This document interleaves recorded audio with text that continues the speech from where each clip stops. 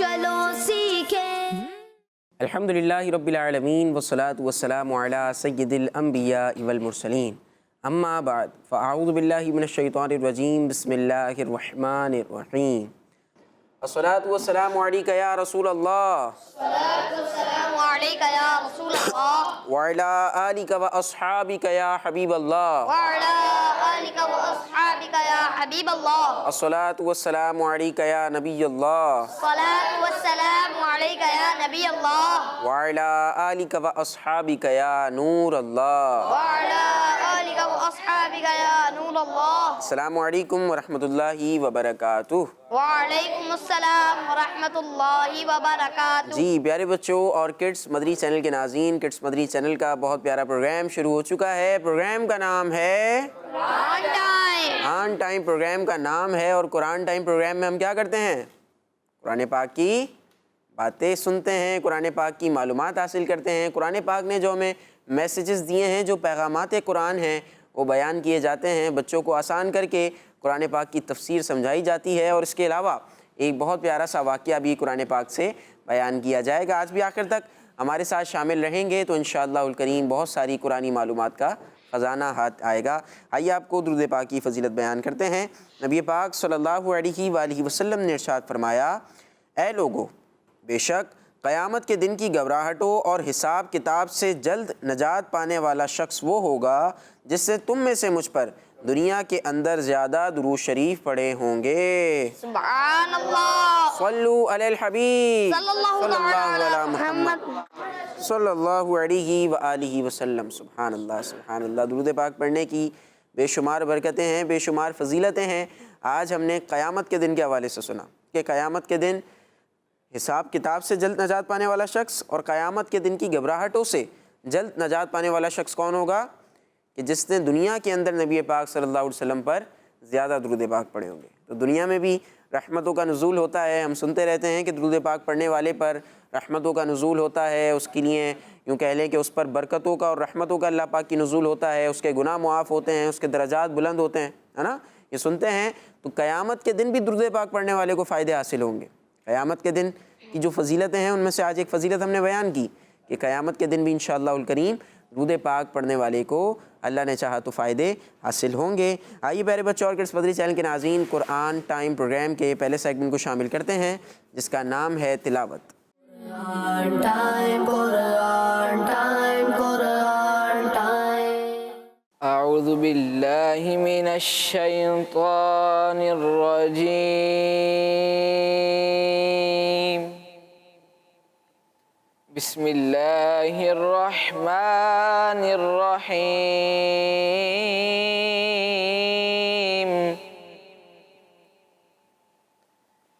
اذ تستغیثون ربکم فاستجاب لکم انی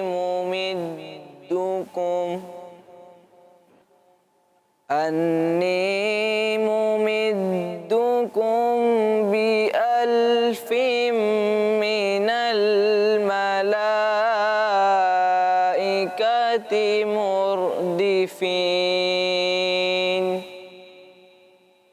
وما جعله الله إلا بشرى ولتطمئن به قلوبكم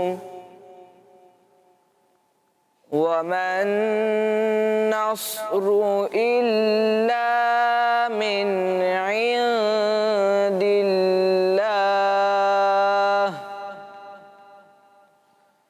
إن الله عزيز حكيم۔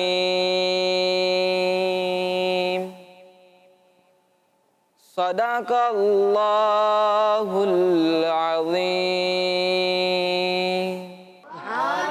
ماشاءاللہ جی پیارے بچوں، محمد اویس بھائی سورہ انفال کی آیت نمبر 9 اور 10 کی تلاوت کر رہے تھے۔ دو آیتوں کی تلاوت کی گئی ہے، پارہ 9 سورہ انفال کی۔ آئیے آپ کو اس کا ترجمہ بیان کرتے ہیں۔ آسان ترجمہ قرآن کنز العرفان۔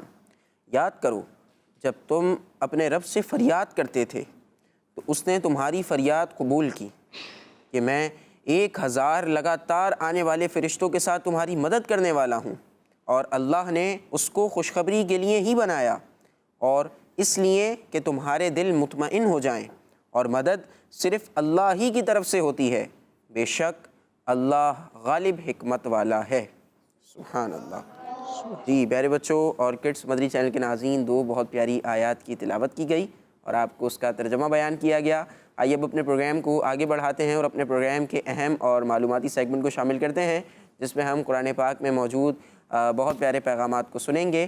سیگمنٹ کا نام ہے میسج آف قرآن۔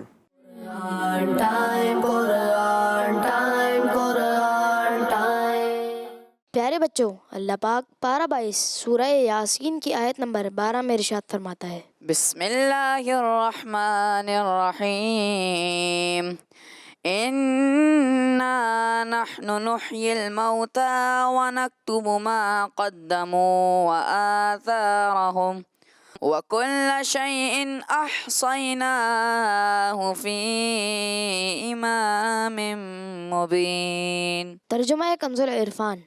بے شک ہم مردوں کو زندہ کریں گے اور ہم لکھ رہے ہیں جو عمل انہوں نے آگے بھیجا اور ان کے پیچھے چھوڑے ہوئے نشانات کو، اور ایک ظاہر کر دینے والی کتاب میں ہر چیز ہم نے شمار کر رکھی ہے۔ جی پیارے بچوں، پروگرام ہے قرآن ٹائم اور میسج آف قرآن ہمارا سیگمنٹ ہے، یعنی قرآن پاک کا پیغام۔ تو ہم سمجھنے کی کوشش کرتے ہیں جو آیت کریمہ تلاوت کی اور ترجمہ ہم نے سن لیا ہے۔ پارہ 22 سورہ یاسین کی آیت نمبر 12۔ اس میں کیا فرمایا گیا کہ بے شک ہم مردوں کو زندہ کریں گے۔ مردے زندہ سب نے مرنا ہے نا، ابھی تو زندہ ہے ماشاءاللہ، ابھی زندہ ہے، ہم ابھی زندہ ہے میرے بچوں۔ جی آپ کے بچے تو یہ بھی نہیں بتا رہے بھائی، کسی کو شک ہو رہا ہے اپنے زندہ ہونے میں؟ کچھ بول نہیں رہے، زندہ ہے بھائی؟ جی ہاں ماشاءاللہ، چلیں جی۔ تو لیکن ہمیشہ زندہ ہم نہیں، ہاں، ایک دن مرنا پڑے گا، پھر اس دن کوئی آپ سے پوچھے گا بھائی زندہ ہو کہ مردہ، پھر جواب نہیں ہو سکے گا، کیونکہ مردے اس انداز سے بولتے نہیں ہیں کہ جو دوسروں کو، عام لوگوں کو سنائی دے جائے۔ ویسے مردے بولتے ہیں، ہاں یاد رکھیے گا، مردے جو ہے نا وہ سب کچھ اپنی جگہ بول رہے ہوتے ہیں۔ روایتوں میں ہے کہ جب اس کو اٹھا کے لے جا رہے ہوتے ہیں تو وہ اس ٹائم بھی میت دیکھی جا رہی ہوتی ہے، وہ بول رہا ہوتا ہے نرمی کرو، مجھے آرام سے لے جاؤ، اور وہ جو غسل دینے والا ہوتا ہے اس کو بھی کہہ رہا ہوتا ہے کہ مجھے آرام سے غسل دو۔ یعنی وہ ظاہر ہے دیکھ تو سب کچھ رہا ہوتا ہے، کیونکہ روح کو موت نہیں ہے، روح ہوتی ہے نا ہمارے اندر، وہ مر رہی کی تھوڑی، روح تو زندہ ہے نا، روح زندہ ہوگی، بس یہ ہے کہ باڈی ہماری اس طرح سے کام نہیں کر رہی ہوتی کہ ہم نظر آئیں بولتے ہوئے اور سب کچھ ہو، باقی روح تو زندہ ہے۔ اور وہی روح جو ہے اسی کا تعلق جب ہمیں دوبارہ زندہ کیا جائے گا، جو بتایا جا رہا ہے کہ مردے زندہ کیے جائیں گے، تو اسی روح کو واپس باڈی کے اندر داخل کر دیا جائے گا۔ باڈی اگر ہماری ختم ہو گئی تو ایک باڈی کا ذرہ ہوتا ہے وہ باقی رہتا ہے، اسی پر باقی اسٹرکچر بن جائے گا قیامت کے دن، اور وہی روح جو ابھی ہے وہ دوبارہ پوری طریقے سے اس کے اندر آ جائے گی۔ تو بہرحال مردے جو ہے زندہ کیے جائیں گے۔ فرمایا گیا بے شک ہم مردوں کو زندہ کریں گے، اور ہم لکھ رہے ہیں جو عمل انہوں نے آگے بھیجا، جو ہم کر رہے ہیں یہ سب لکھا نوٹ ہو رہا ہے، سب کچھ نوٹ ہو رہا ہے۔ اچھا، اور ان کے پیچھے چھوڑے ہوئے نشانات کو اور ایک ظاہر کر دینے والی کتاب میں ہر چیز ہم نے شمار کر رکھی ہے، سب کچھ کتاب میں لکھا ہوا ہے۔ آئیے اس کی تفصیل کو سنتے ہیں۔ اس آیت کا خلاصہ یہ ہے کہ بے شک قیامت کے دن، کس دن؟ قیامت کے دن، ہاں، قیامت کے دن ہم اپنی کامل قدرت سے مردوں کو زندہ کر دیں گے، مردوں کو زندہ کریں گے، ابھی زندہ ہے نا، ابھی تو بولیں گے ہم مردوں کو زندہ کریں گے۔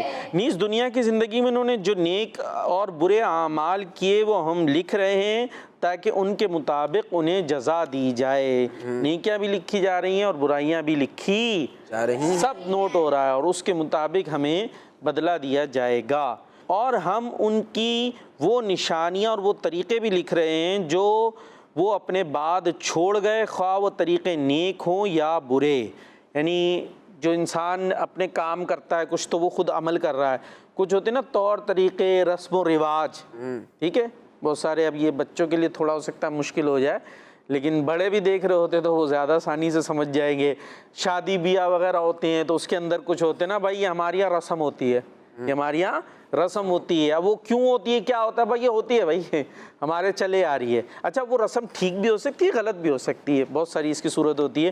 بعض رسمیں خلاف شرع ہوتی ہیں, بعض طریقے خلاف شریعت ہوتے ہیں, بعض طریقے ایسے ہوتے ہیں جن کا شریعت نے منع نہیں کیا ہوتا اور اس میں ایسا کوئی کام نہیں ہوتا جو شریعت کے خلاف ہو, تو اگر وہ کوئی کرتا ہے تو کوئی ایسے گناہ کا کام نہیں ہے. تو بہرحال جو بھی طریقہ رواج بنایا ہے لوگوں نے, جو بھی چیز اس نے جاری کی ہے وہ سب لکھی جا رہی ہے. وہ اچھا طریقہ اس نے لوگوں میں جاری کیا ہے یا برا, سب نوٹ کیا جا رہا ہے. اور ایک ظاہر کر دینے والی کتاب, وہ کون سی کتاب ہے؟ لوح محفوظ. کیا نام ہے اس کا؟ ہاں, یہ کتاب ہے جس میں سب کچھ لکھا ہوا ہے, جس میں سب کچھ لکھا ہوا ہے. ہم سنتے ہیں تقدیر سنتے ہیں, تقدیر لکھی ہوئی ہے, تو وہ تقدیریں بھی اس کے اندر لکھی ہوئی ہیں. تو لوح محفوظ میں ہر چیز ہم نے لکھ رکھی ہے. اس آیت کی تفسیر میں ہے کہ جو لوگ جو طریقے اپنے پیچھے چھوڑ گئے, چھوڑ گئے وہ لکھے جا رہے ہیں. یہ طریقے اچھے بھی ہو سکتے ہیں اور برے بھی, اچھے بھی ہو سکتے ہیں اور برے بھی ہو سکتے ہیں, ہاں دونوں طرح کے ہو سکتے ہیں. تو وہ طریقے جو ہے وہ لکھے جا رہے ہیں. دونوں کا حکم الگ الگ ہے, دونوں کا حکم الگ الگ ہے. اچھا طریقہ بھی ہوگا, برا بھی ہو سکتا ہے, تو دونوں کا حکم الگ الگ ہے. اچھا طریقہ ہے تو اس پہ ثواب ملتا ہے, اور برا طریقہ ہے تو وہ جس نے بنایا اس بنانے والے کو بھی گناہ, اور پھر جو اس برے طریقے کے مطابق عمل کرتے رہیں گے ان کو اپنا اپنا گناہ ملے گا. اور اس نے وہ طریقہ رائج کیا ہے تو سب کا گناہ پھر اس کے کھاتے میں بھی آئے گا. تو اس لیے اچھا طریقہ اپنے پیچھے چھوڑنا چاہیے, برا طریقہ نہیں چھوڑنا چاہیے. اچھا, لہٰذا لوگ جو نیک طریقے نکالتے ہیں ان کو بدعت حسنہ یعنی اچھی بدعت کہتے ہیں. بدعت سنتے ہوں گے نا, بدعت کا لفظ یوز ہو رہا ہوتا ہے, تو یاد رکھیے گا بدعت کی دو قسمیں, بدعت کی دو قسمیں. بدعت کا ویسے معنی ہوتا ہے نیا کام. بدعت کا مطلب کیا ہے؟ نیا کام. اب یہ دو طریقے کا ہوتا ہے, اچھا بھی ہو سکتا ہے اور برا بھی ہو سکتا ہے. تو بدعت جو اچھا نیا کام ہوگا اس کو کہیں گے بدعت حسنہ. اس کو کیا کہیں گے؟ بدعت حسنہ. یہ آج یاد کر لیں بھائی, آج دیکھتے ہیں یاد ہوتا ہے کہ نہیں ہوتا. ہو جائے گا. بدعت حسنہ. اور برا کام جس نے جاری کیا, بری بدعت جس نے جاری کی, اس کو کہتے ہیں بدعت سیئہ. یہ مشکل ہوگا, بدعت سیئہ. ہاں سیئہ, ٹھیک ہے, آخر میں چھوٹی والی ہاں ہے. تو بدعت سیئہ یعنی بری بدعت. اچھی بدعت کو کیا کہیں گے؟ کون بتائے گا؟ مائک میں, مائک آگے ادھر دے دے, ادھر. یہ بقیہ تو سارے ہمارے خود کنٹسٹنٹ ہیں نا, جو ہمارے مہمان ہیں. بدعت حسنہ. کیا ہے؟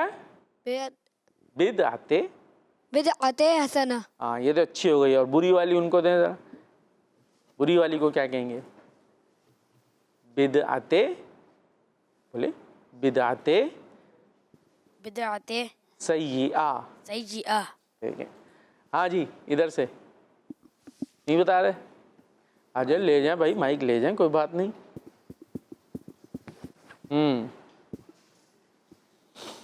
اچھی والی بدعت کو بدعت سیئہ, بدعت حسنہ. ہاں, اور بری بدعت سیئہ. بدعت سیئہ یعنی برا طریقہ. ٹھیک ہے جی, ان کو بھی دے دیں, وہ بھی بول لیں, پڑوسی کو بھی بول لیں. اچھی والی کو بدعت حسنہ. ہاں, اور بری بدعت سیئہ. ہاں. تو اچھا, ہر بدعت بری نہیں ہے, اس سے ہی پتہ چلا. بعض کہتے ہیں بھائی بدعت ہو گئی. تو بھائی ہر بدعت بری نہیں ہے, اچھی بھی ہوتی ہے اور بری بھی ہوتی ہے. ٹھیک ہے جی. اچھا, اب ہوتا کیا ہے, اور اس طریقے کو نکالنے والوں اور اس پر عمل کرنے والوں دونوں کو ثواب ملتا ہے. کس کو؟ بدعت حسنہ, اچھا طریقہ جس نے جاری کیا ہو. اور جو برے طریقے نکالتے ہیں ان کو کہتے ہیں بدعت سیئہ یعنی بری بدعت. اور اس طریقے کو نکالنے والے اور اس پر عمل کرنے والے دونوں گناہگار ہوتے ہیں. جس نے وہ طریقہ نکالا وہ بھی گناہگار, اور پھر جو اس پر عمل کرتا جائے گا وہ سب گناہگار, اور ان کا گناہ اس کو بھی ملتا ہے. اچھا, یہ حدیث پاک میں سنیے گا, مسلم شریف کی حدیث ہے. کس کی؟ مسلم شریف کی. نام سنا بچوں؟ بخاری اور مسلم, یہ دو بڑی مشہور حدیث کی کتاب ہے نا.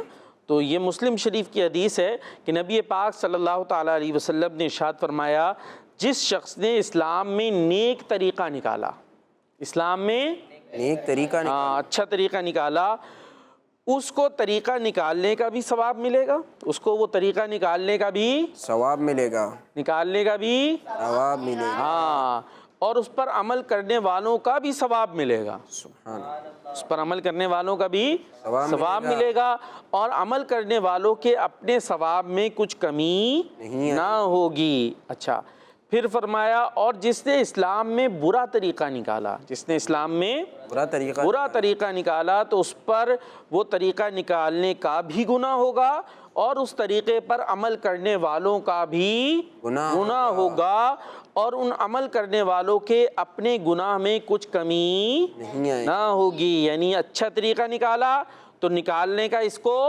ثواب، اور اس طریقے پر جتنے لوگ عمل کرتے رہیں گے ان کے عمل کرنے کا اس کو بھی ثواب ملتا رہے۔ ہاں، اور ایسا نہیں وہ نیک عمل کر رہے ہیں تو ان کو نہیں ملے گا، انہیں اپنا اپنا بھی ملے گا۔ اور جس نے گناہ کا طریقہ، برا طریقہ نکالا، بری بدعت نکالی، تو اس کو نکالنے کا گناہ، اور جتنے لوگ اس پر عمل کرتے رہیں گے ان کا اس کو بھی گناہ ملتا رہے گا۔ ہاں، اور ایسا نہیں کہ انہیں گناہ نہیں ملے گا، ان کو اپنا اپنا تو ملے گا ہی، اور سب کا اس کو بھی ملے گا۔ لہٰذا جو اچھے طریقے ہیں، اچھی بدعت حسنہ ہیں، وہ اچھی بات ہے، اس پر جو عمل کرتے ہیں ان کو ثواب ملتا ہے۔ بہت ساری ایسی چیزیں ہوتی ہیں نیک کام، اب اس پر ڈیٹیل ہے کافی، کبھی ظاہر ہے موقع ہوگا بلکہ بیان ہوتا بھی رہتا ہے۔ اس کی مثالیں ہم لے لیتے ہیں، جیسے ہماری یہاں ہوتی ہے قرآن خوانی ہوتی ہے۔ کیا ہوتی ہے؟ قرآن خوانی۔ ہاں، قرآن خوانی میں کیا ہوتا ہے؟ قرآن پاک پڑھا جاتا ہے۔ قرآن خوانی میں کیا ہوگا؟ قرآن پاک پڑھا جائے گا۔ تو قرآن پاک پڑھنا کیا اچھی بات ہے بری بات ہے؟ اچھی بات ہے، اچھی بات ہے، اس پر ثواب ملے گا۔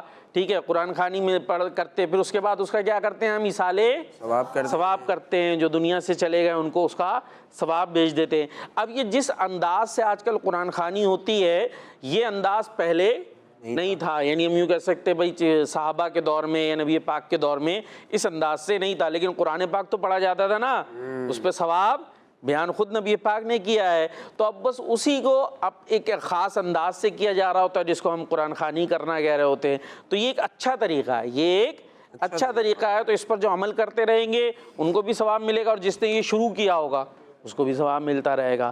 تو جو اچھے طریقے ہیں اس پر عمل کریں گے تو ثواب ملتا ہے، اور اسلام میں اچھا طریقہ نکالنا منع نہیں ہے۔ باقی اس کے اندر بڑی ڈیٹیل ہے، وہ آپ امیر اہل سنت کے مدنی مذاکرے سنتے رہیں گے تو انشاءاللہ سیکھتے جائیں گے کہ کیا بدعت حسنہ ہے اور کیا بدعت سیئہ ہے۔ جی نیکسٹ۔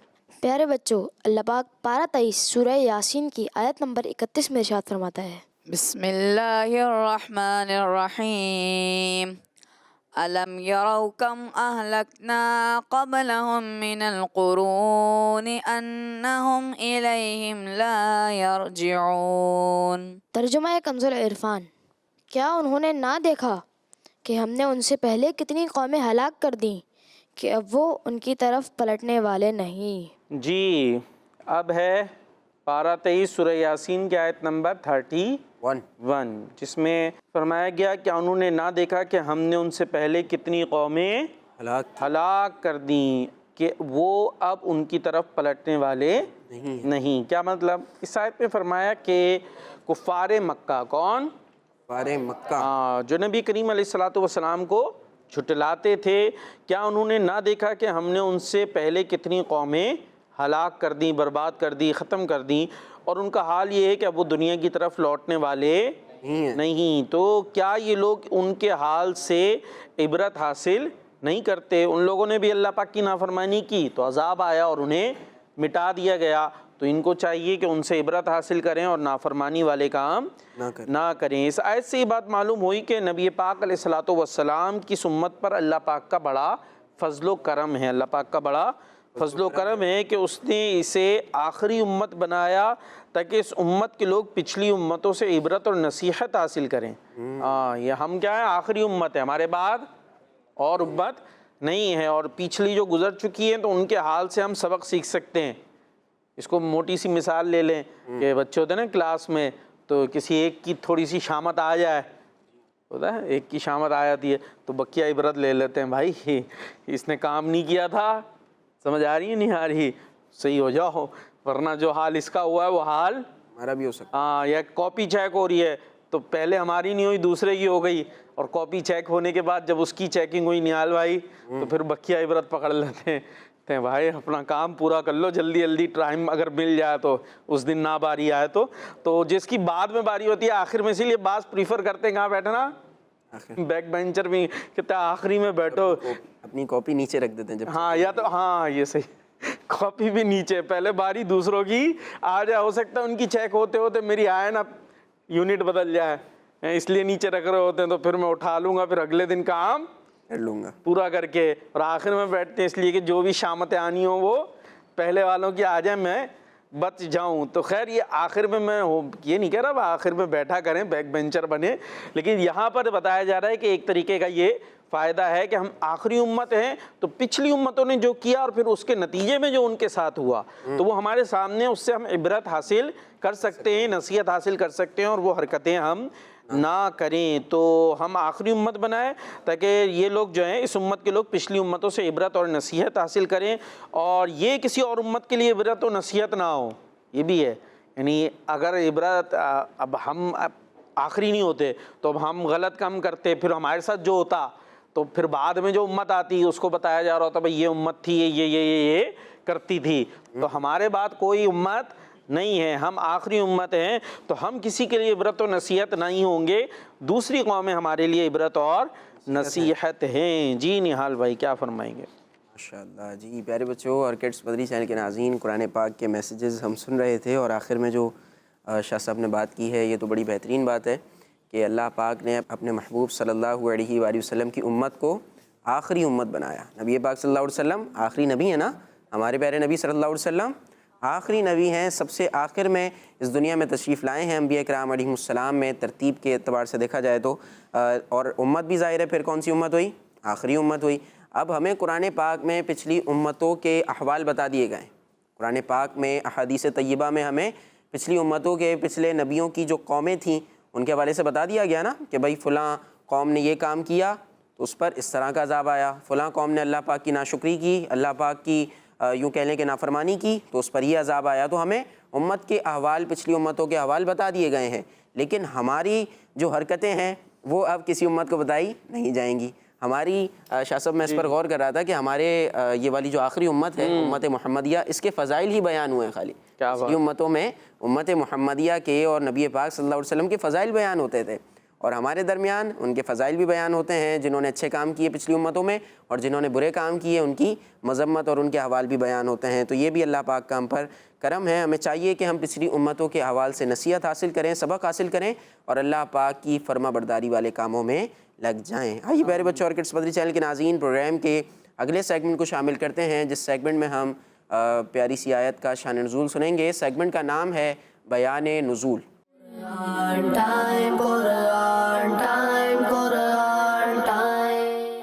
پیارے بچوں اور کڈس مدنی چینل کے ناظرین، جیسا کہ آپ کو معلوم ہے اس سیگمنٹ میں قرآنی آیات کے شان نزول بیان کیے جاتے ہیں، اور آج ہم پارہ 30 سورہ علق کی آیت نمبر 17-18 کے شان نزول کے بارے میں سنیں گے۔ تو پیارے بچوں اللہ پاک ارشاد فرماتا ہے، بسم اللہ الرحمن الرحیم فَلْيَدْعُ نَادِيَهُ سَنَدْعُ الزَّبَانِيَةَ۔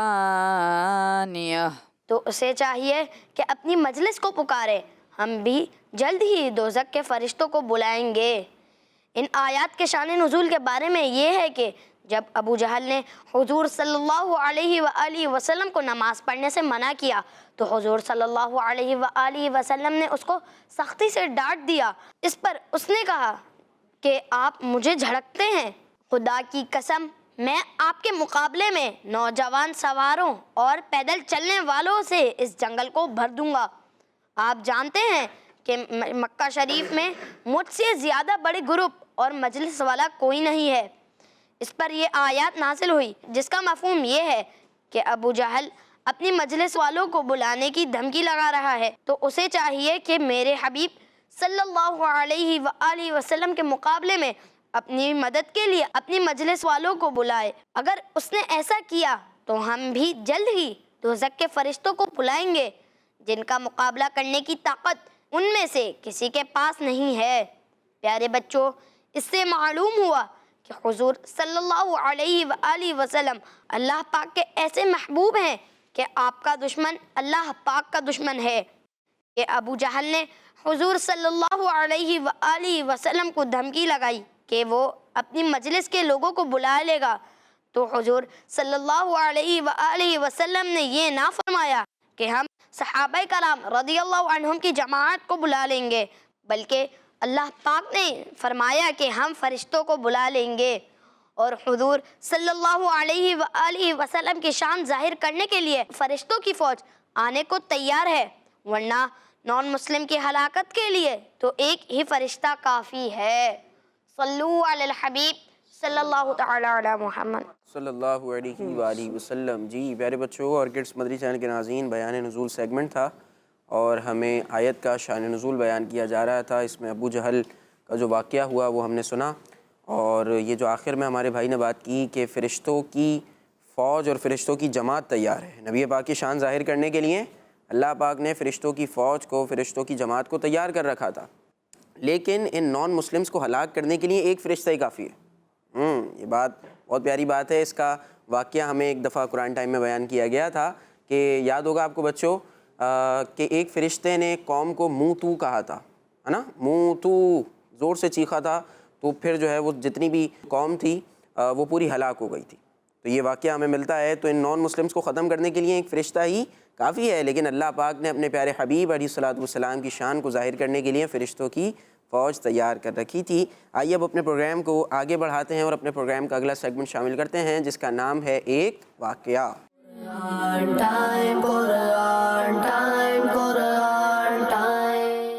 جی پیارے بچوں، آ گیا ہے ایک واقعہ۔ ایک واقعہ، یعنی یوں بھی کہہ سکتے ہیں سٹوری ٹائم شروع ہو گیا ہے بھائی، واقعہ سننے کا، اور یہ بھی اصلی سچی سٹوری ہے۔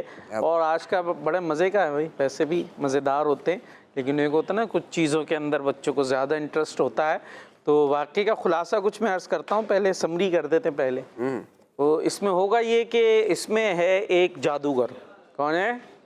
ہاں، بچوں کو مزہ آتا ہے نا جادوگروں کی کہانیاں سننے میں۔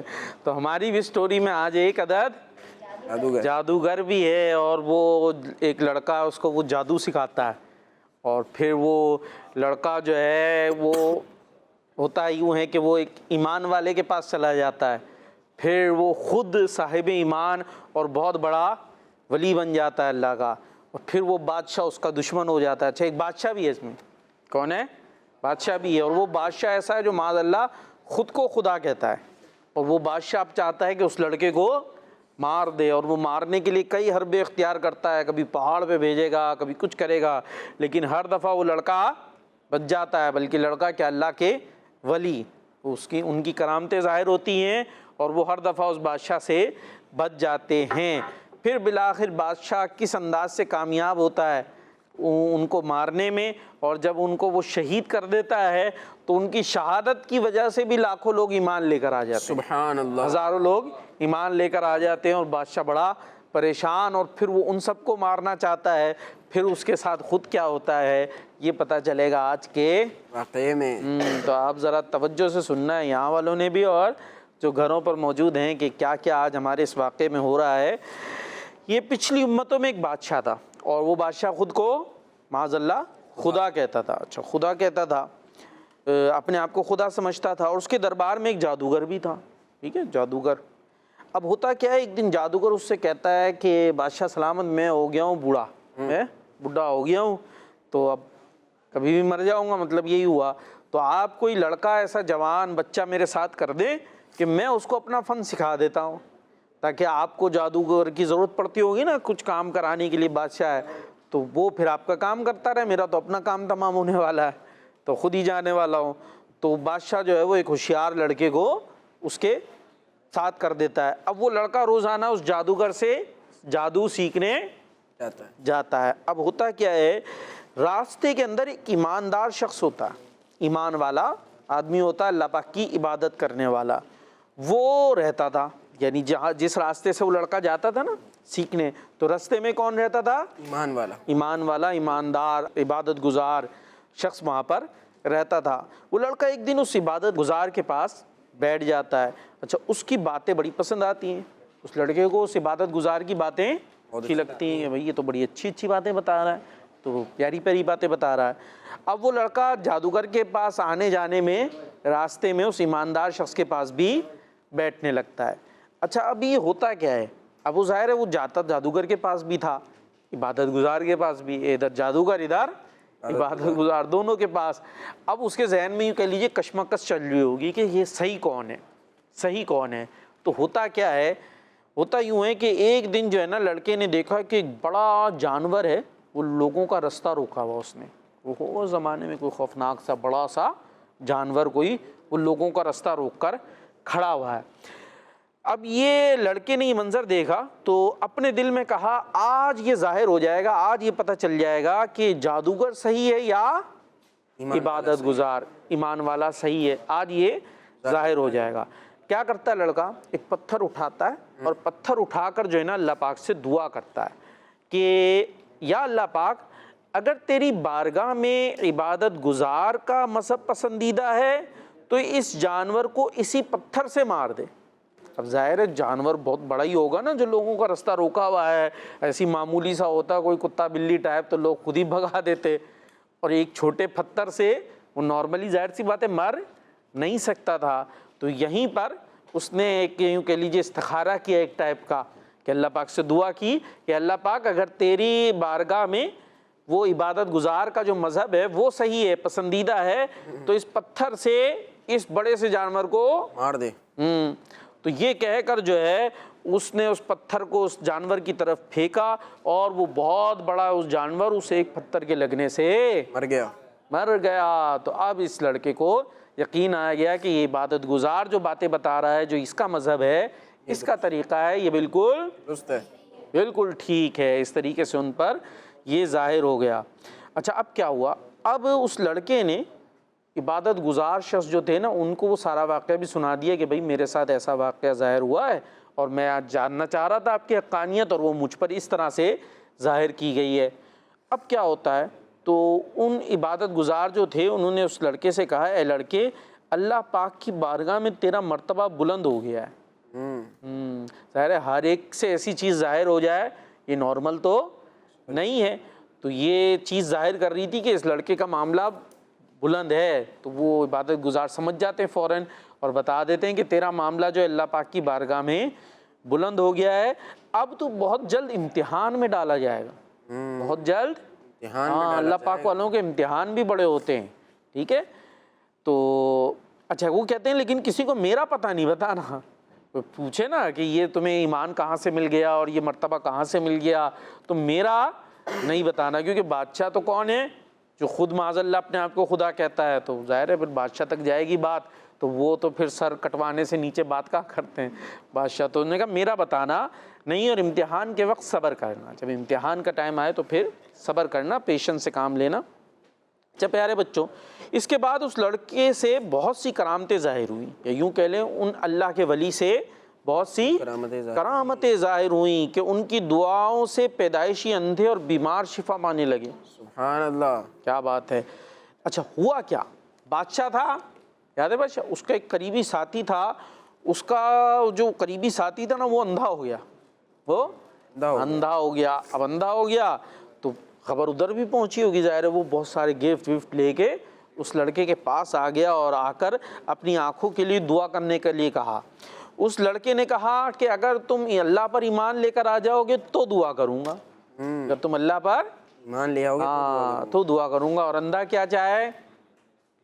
آنکھیں، دو آنکھیں۔ اندھا کیا جائے؟ دو آنکھیں، کی تو آنکھیں تین دونوں ملیں گی نا، تو دو آنکھیں، آنکھیں چاہے، اندھا کیا چاہے؟ آنکھیں۔ تو اب اس کو کہا ایمان لاؤ گے تو دعا کروں گا، وہ ایمان لے آیا، اس نے اللہ پاک سے دعا کی تو اس کی دونوں آنکھیں فوراً ٹھیک ہو گئیں۔ ٹھیک ہے جی، اب جب ٹھیک ہوئیں تو وہ تو تھا نابینا، اور تھا کس کا ساتھی؟ بادشاہ کا۔ اب جب بادشاہ کے دربار میں گیا تو بادشاہ نے دیکھا ارے بھائی یہ تو کل تک نابینا تھا، بھائی ابھی ٹھیک ہو گیا۔ تو اس سے پوچھا یہ کہاں سے تم ٹھیک ہو گئے، کیسے ٹھیک ہو گئے؟ تو اس نے کہا میرے رب نے مجھے آنکھوں کی روشنی عطا فرما دی، میرے رب نے آنکھوں کی روشنی عطا فرما دی۔ تو یہ سننا تھا، وہ بادشاہ تو غصے میں ہے، میرے علاوہ تمہارا کوئی رب ہے؟ معاذ اللہ، وہ تو خود کو کہتا تھا نا رب، بتاؤ کہاں کا رب ہے بھائی، تو اس سے تو آنکھیں آتی نہیں ہے، وہاں سے تو کر دیتا پہلے ہی ٹھیک۔ خیر تو کہتا ہے میرے علاوہ بھی کوئی تمہارا رب ہے؟ اس نے کہا ہاں اللہ پاک میرا اور تیرا دونوں کا رب ہے. تیرے علاوہ کی کیا باتیں کر رہا ہے؟ اللہ وحدہ لا شریک ہے، وہی رب ہے، اس کے علاوہ کوئی رب نہیں. ہاں تو کہاں سے بات کر رہا ہے کہ میرے علاوہ؟ تو خیر جب وہ سنتا تو اسے تو غصہ آ جاتا ہے.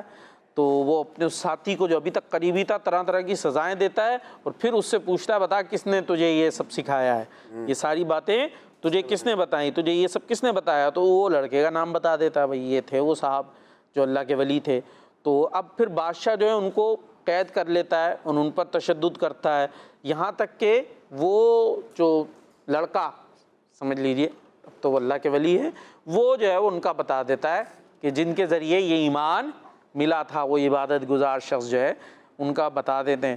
تو بادشاہ نے اس عبادت گزار کو گرفتار کر اس سے کہا کہ تم اپنے عقیدے کو چھوڑ دو، معاذ اللہ کافر بن جاؤ. مگر اس عبادت گزار نے صاف صاف کہہ دیا کہ میں اپنے اس عقیدے پر آخری دم تک قائم رہوں گا، میں چھوڑوں گا نہیں. یہ سن کر بادشاہ غصے میں پاگل ہو گیا اور اس عبادت گزار کو شہید کرا دیا. اچھا یہ اس کو شہید کروایا ہے کہ جس کے ذریعے یہ لڑکا ایمان والا بنا تھا اور پھر اللہ کا ولی بنا تھا.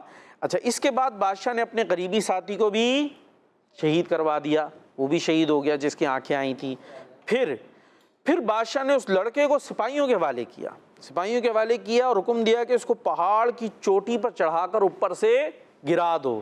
ان کی شہرت زیادہ ہو گئی تھی، لوگ آتے تھے، تو اس نے شاید سوچا ہوگا کہ ان کو جو ہے وہ لوگوں کے سامنے گویا عبرت کا نمونہ بنا دوں نا، پہاڑ سے اوپر سے پھینکوں تاکہ لوگ جو ہے وہ ان سے اب جو حسن عقیدت ہو وہ ختم ہو جائے، جو بھی اس نے بہرحال سوچا ہو. تو اب وہ پہاڑ پر لے کر چڑھے تو انہوں نے جو ہے وہ دعا مانگی تو زلزلہ آ گیا، پہاڑ پر زلزلہ آ گیا اور بادشاہ کے سپاہی زلزلے کے جھٹکوں سے ہلاک ہو گئے. اور وہ جو صاحب تھے اللہ کے ولی تھے وہ سلامتی کے ساتھ پھر بادشاہ کے سامنے آ کر کھڑے ہو گئے. اچھا وہ کہیں اور نہیں گئے، وہ خود اللہ والوں کے کاموں میں حکمتیں ہوتی ہیں، ابھی سنتے جائیے واقعہ. وہ آ کے اسی بادشاہ کے سامنے کھڑے ہو گئے، تم نے مجھے مروانے کے لیے بھیجا تھا، وہ سارے مر گئے، میں صحیح ہوں. جب سامنے آ کے کھڑے ہو گئے بادشاہ غصے میں جو وہ لال پیلا ہو گیا. کیسا ہو گیا؟ لال پیلا. کیسا لال ہوا پھر پیلا ہوا، مطلب غصہ والا ہو گیا بہت زیادہ. تو اس نے پھر حکم دیا کہ اس لڑکے کو کشتی پر بٹھا کر سمندر میں لے جاؤ اور سمندر کی گہرائی میں لے جا کر اسے سمندر میں پھینک دو. اب بادشاہ نے انہیں اس کشتی میں بٹھایا اور لے کے چلے گئے. اب لڑکے نے انہوں نے پھر دعا کی تو وہ کشتی ڈوب گئی، وہ سب ہلاک ہو گئے اور وہ اللہ کے جو ولی تھے وہ صحت و سلامتی کے ساتھ واپس آ کے کھڑے ہو گئے. لو جن کو بھیجا تھا وہ گئے، میں تو بھی ٹھیک ہوں. اچھا اب بادشاہ پھر دیکھ کر پھر سے لال پیلا، یہ کیا معاملہ ہے. پھر وہ جو تھے اللہ کے ولی انہوں نے خود ہی بادشاہ سے کہا کہ تم مجھے اس وقت تک شہید نہیں کر سکتے جب تک میرے کہنے کے مطابق عمل نہ کرو. تم نے شہید کرانا ہے نا، تو اللہ والے موت سے کب ڈرتے ہیں؟ وہ تو انہیں یوں کہہ لیجیے محبوب ہوتی ہے، کیونکہ موت محبوب سے ملاقات کا ذریعہ ہے. تو خیر کہ اس وقت تک شہید نہیں کرا سکتے جب تک میرے کہنے کے مطابق عمل نہ کرو. اب بتاؤ، اپنے شہادت کا طریقہ خود بتا رہے ہیں.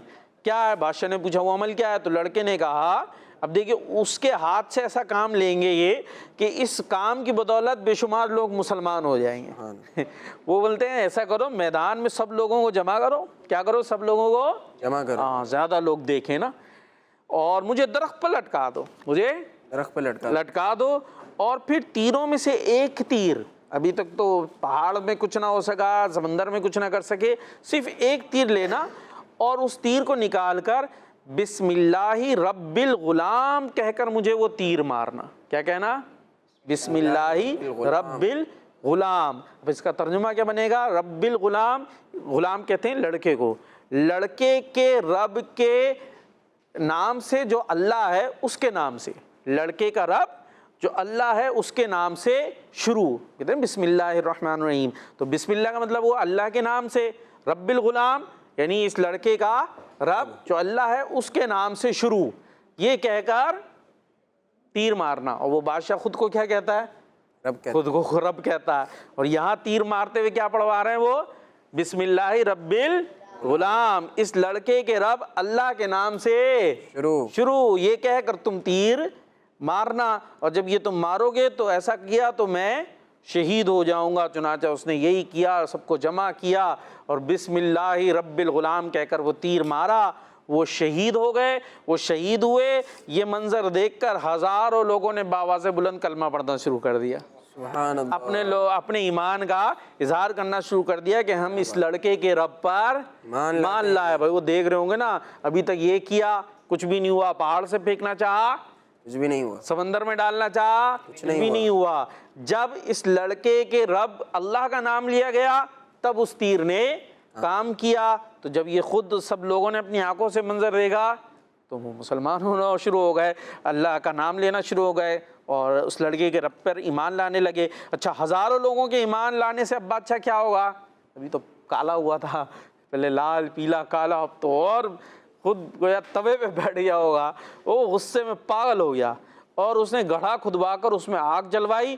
جب آگ کے شعلے خوب بلند ہونے لگے تو اس نے ایمانداروں کو پکڑوا کر اس آگ میں ڈالا، سب کو آگ میں ڈالوں گا، آگ میں ڈالنا شروع کر دیا، یہاں تک کہ 77 جو مومن تھے اس آگ میں شہید ہو گئے۔ اچھا، بادشاہ اور اس کے ساتھی گڑھے کے کنارے مسلمانوں کے آگ میں جلنے کا منظر کرسیوں پر بیٹھ کر دیکھ رہے تھے اور اپنی کامیابی پر خوشی منا رہے تھے، مگر ان کو معلوم نہیں تھا کہ ابھی ان کے ساتھ کیا ہونے والا ہے۔ بادشاہ اور اس کے ساتھی یہ منظر دیکھ ہی رہے تھے کہ اچانک اللہ پاک کی طرف سے ان کو یہ سزا ملی کہ گڑھے کی آگ کے شعلے اتنے بلند ہوئے کہ وہ بادشاہ اور اس کے ساتھیوں تک وہ آگ کے شعلے پہنچ گئے۔ وہ آگ جلائی ہوئی تھی بہت بڑی، اچانک ہوا آتی ہے پتہ کیا چلتا ہے، اتنی وہ آگ بڑی کہ وہ جو سائیڈوں پر خود بادشاہ اور ساتھی بیٹھے تھے ان تک وہ آگ کے شعلے پہنچ گئے اور وہ سارے کے سارے اسی آگ میں جل کر ختم ہو مر گئے، اور باقی سارے مسلمانوں کو اللہ پاک نے کافر اور ظالم کے ظلم سے بچا لیا۔ تو یہ تھی آج کی دلچسپ اسٹوری، سچا واقعہ۔ اس واقعے کا ذکر پارہ 30 سورہ بروج کی آیت نمبر 4 سے 7 تک میں 4 سے 7 تک میں موجود ہے۔ سبحان اللہ۔ جی پیارے بچوں اور کڈس مدنی چینل کے ناظرین، قرآن پاک کا ایک دلچسپ واقعہ اور پیارا واقعہ ہم سن رہے تھے۔ اس واقعے سے ہمیں بات پتہ چلی کہ اللہ پاک ہی ہم سب کا رب ہے اور وہ جو اسلام ہے یہی دین حق ہے۔ اور اس واقعے کو آپ مزید پڑھنا چاہتے ہیں تو عجائب القرآن مع غرائب القرآن نام کی جو بک ہے مکتبۃ المدینہ سے اسے طلب فرما لیجئے یا پھر ویب سائٹ سے اسے ڈاؤن لوڈ کر لیجئے، انشاءاللہ الکریم اس میں آپ کو یہ واقعہ پڑھنے کو مل جائے گا۔ انہی پیاری پیاری باتوں کے ساتھ آئیے اپنے پروگرام کا آخری سیگمنٹ شامل کرتے ہیں جس کا نام ہے شان محمد صلی اللہ علیہ وسلم۔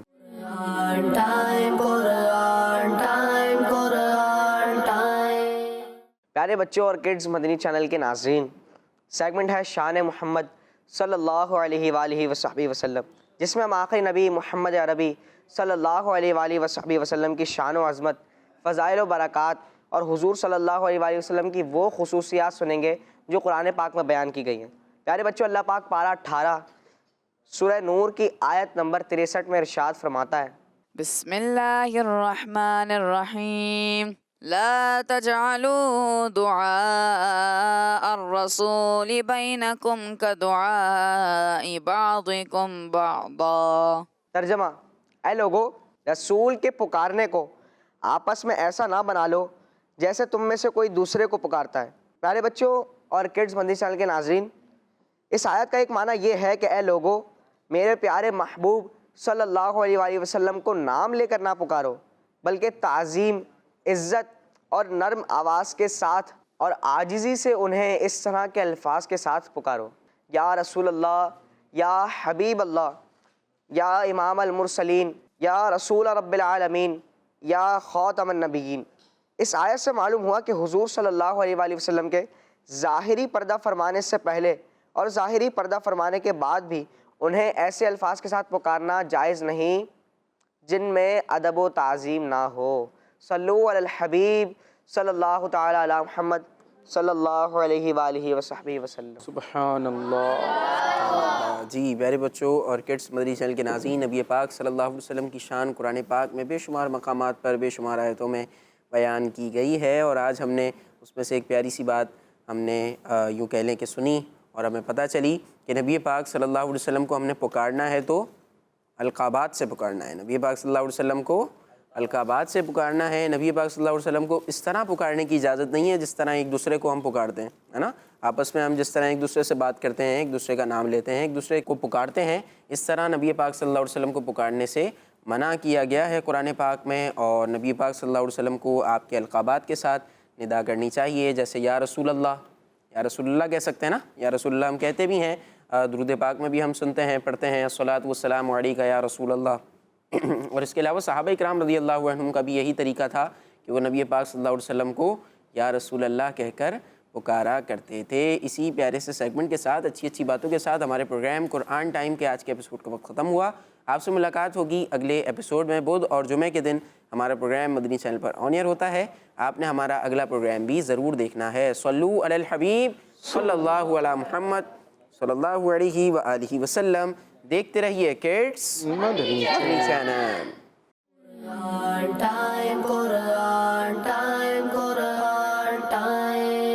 تلاوت ہے اور واقعات بھی ہیں, کھیل ہے اور مقابلہ ہے. آؤ چلو سیکھیں بچوں کا مدنی چینل.